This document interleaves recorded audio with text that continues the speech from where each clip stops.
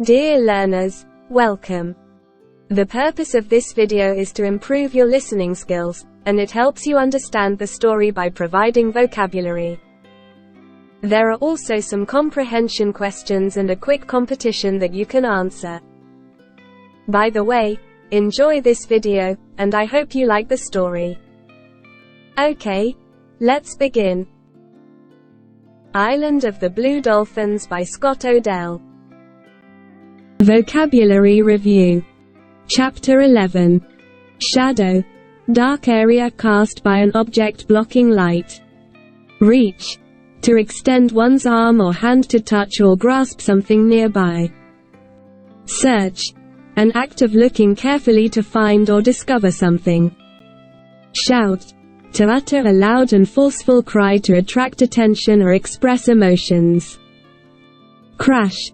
Loud and sudden noise resulting from a collision or impact. Damage. Harm or injury causing impairment or destruction. Thunder. Loud, rumbling sound produced during a storm, often accompanied by lightning. Noise. Unwanted or disturbing sound causing discomfort or distraction.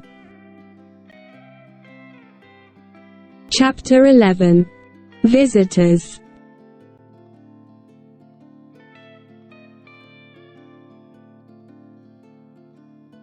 Spring came again. For many days there was no wind. The sun was hot, and the air was very heavy. On the last day of the hot weather, I took the boat to the beach below the cliff. Rontu-Aru did not come with me because he did not like the heat. No seabirds were flying, and the otter lay quiet in the kelp. The sea seemed to shine with a strange red light. I wanted to repair some holes in the boat, and I worked all morning. It was very hot, and sometimes I had to go into the sea. At midday I turned the boat over and slept in its shadow. Suddenly a terrible noise woke me. I thought at first that it was thunder.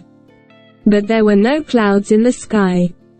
The thunder continued and then grew louder. It was coming from the south. I stood up quickly. The first thing that I saw was the beach. It was 3 times wider than usual. The sea was a long way out. It was like another place. I woke to find myself on what seemed to be another island. The thunder filled my ears. And then I saw a great white wave more than a mile from the beach. It was coming towards the island. I ran along the beach. The sand moved under my feet when the first wave broke. Water fell around me like rain. It was filled with pieces of kelp and many small fish. In a moment the water was moving around my knees. The cliff was there in front of me. The rocks were wet, but I found places for my hands and feet.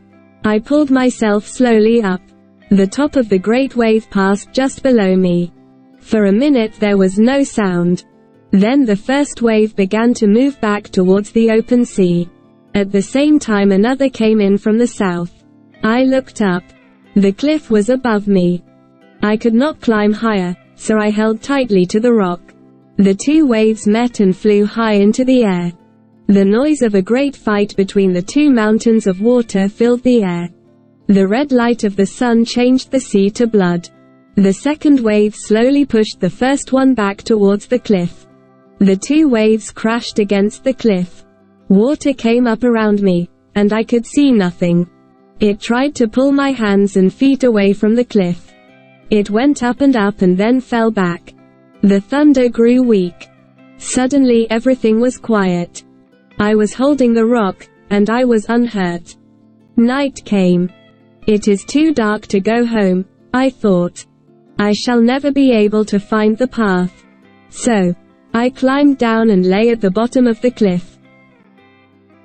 The morning was hot, and again there was no wind. The beach was covered with dead fish and kelp. 2 small whales were lying near the rocks. They could never return to the sea. Rontu-Aru was waiting at the fence. He was very pleased to see me and did not leave my side for many hours. My house was quite safe, but everything was strangely quiet. The sea made no sounds on the beach. The world seemed to be waiting for something. In the evening I went to the stream. Rontu Aru and I were walking back along the cliff, and I was carrying a bag of water. Slowly the earth began to move. It moved away from my feet. For a moment I seemed to be standing in the air. The bag fell to the ground. I thought that another wave was coming, and I began to run. It was a wave of earth. It moved under me along the cliff. Another wave caught up with me. I looked back and saw many more. They were coming from the south, like the waves of the sea. Rontu Aru and I were lying on the ground. Then we were running again towards the hill. While we were running, my house seemed to move away from us. At last, we reached the fence and pulled ourselves through the hole. Night came. The ground continued to move up and down, like a great sleeping animal.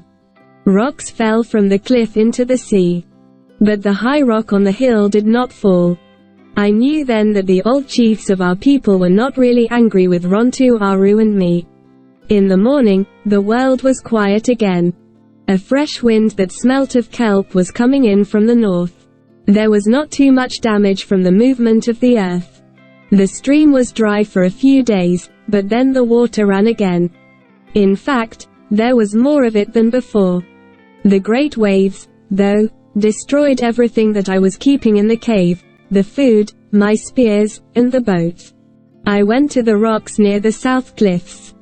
All the old boats that my people hid there were destroyed by falling rocks. There was no other wood on the island, and I was without a boat. So, I began to collect all the broken boards that I could find.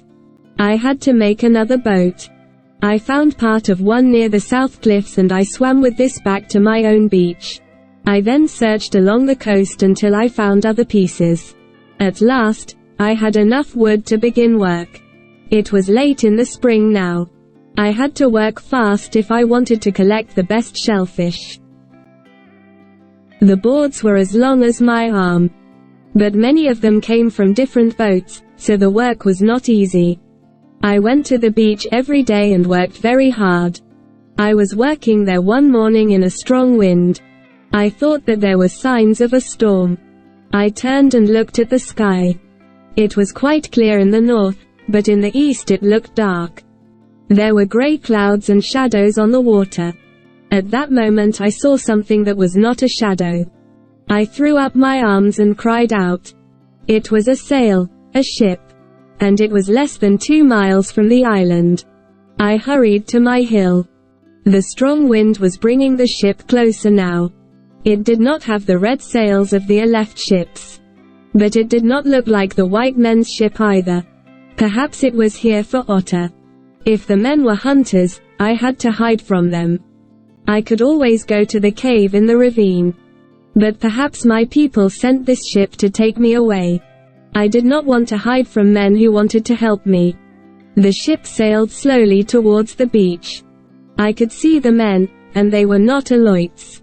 2 men paddled to the beach in a small boat. One of them had a beard, and he stayed in the boat. The other jumped into the water and walked towards the ravine. I could not see him then, but I heard a shout. I knew that he was looking at my boat and a few of my things. Nobody answered him. And sir, I was sure that he was calling to me. I left the rock and went to the house. I put on my otter coat. I took my feather skirt and my beads. Then Rontu Aru and I walked along the path to the beach. I reached the place where my people often slept outside in the summer. I thought of them then. I thought of all the happy days in my house on the hill. I thought of the boat that was almost finished. I thought of many other things, too. But one thought was stronger than all the others. I wanted to be where people lived. I wanted to hear their voices and to see their smiles. The man did not call again, but I soon found his footprints.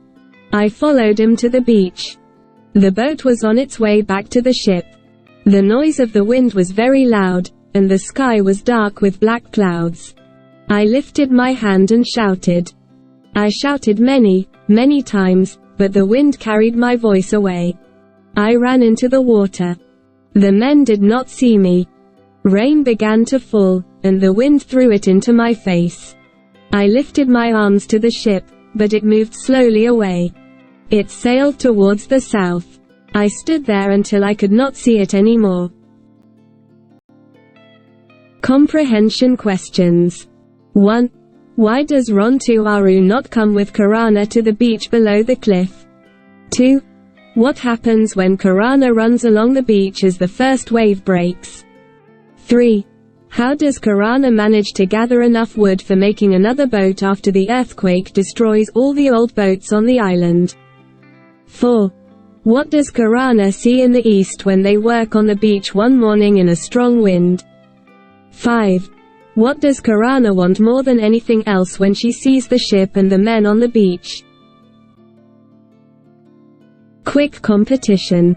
Read the sentences below and find the correct adjective, adverb, verb etc. used in the story. 1. The sun was hot, and the air was very, blank. Light or heavy. 2.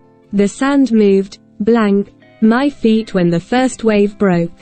Under or over. 3. I could not climb higher, so I held, blank, to the rock. Flexibly or tightly. 4. My house was quite safe, but everything was, blank, quiet. Strangely or curiously. 5. I thought of the boat that was, blank, finished. Roughly or almost. Thank you for listening to this chapter. Now, read the comprehension questions again and try to find the answers in the story. Then, do the quick competition part. Also, the answers are in the explanation part of the video. Check out your answers over there. Moreover, don't forget to subscribe for the new episodes. If you like this chapter, click the like button. To make this project more effective and beneficial, let me know in the comments below.